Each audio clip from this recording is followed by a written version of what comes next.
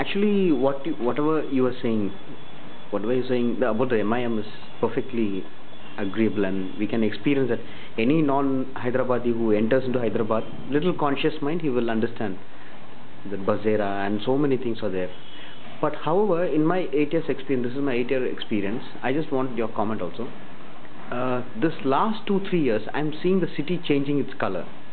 Like in Usmania University, new temples have come up, big temples, and in this way also, in the Sitafal Mandi way, the way RSS flag, if you see just 1 or 2 months before, the RSS flag was planted in this Basti, and there was this roadside everywhere they stick this all Durga and other various Saraswati, various pictures, and even the beef stalls which are missing. Even this is for 8 years actually.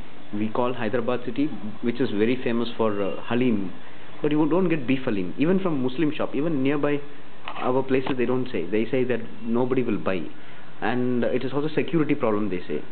So that I find that color is changing. The secular color is completely changing in these ways. How do you see that? Is it no, the secular color in that sense,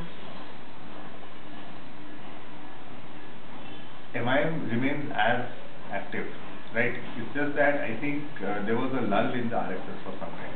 They were getting their act together, and they have sort of restarted that. It's nothing new in that sense. And whenever the RSS does something, the MIM retorts with green flags. So if RSS puts their flags, the MIM puts their green flags, and right next to it. So it's a very, in that sense, you're always walking on the edge of the precipice, because both are aggressive, both are, willing to take a stand, and both are sort of not willing to be backed off by threats of violence. But about this beef thing, for example, and this temple thing again, it's an old thing. It's been going on since the 50s and 60s. The Charminar temple, the Bashiva flyover temple, and others. The process has heightened, and Muslim shrines are also coming up in Hyderabad, all over the place. But see, for example, Charminar itself. If you see outside there is this temple, inside there is some mazar which is now open with all these green flags, and which was never there. So just behind that, inside Charminar, they have started something. So it's like so both are, it's a competitive madness of both.